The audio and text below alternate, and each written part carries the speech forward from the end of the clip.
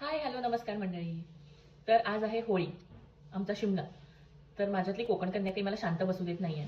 मी विचार केला आज पुरणपोळी बनवूया. आईची आठवण येते. मी बी पुरणपोळी खाऊन आठवण थोडी कमी येईल. चला पुरणपोळी बनवूया. हाय शिमगा आमच्या दाराशी हाय शिमगा 12 महिन्याचे 15 दिवसाचा खेळतो यो शिमगा आमचे दाराशी हाय शिमगा आमचे दाराशी हाय शिमगा सण शिमग्याचा आयलाय रे आमचे गावा दाराशी हाय शिमगा आमचे दाराशी हाय शिमगा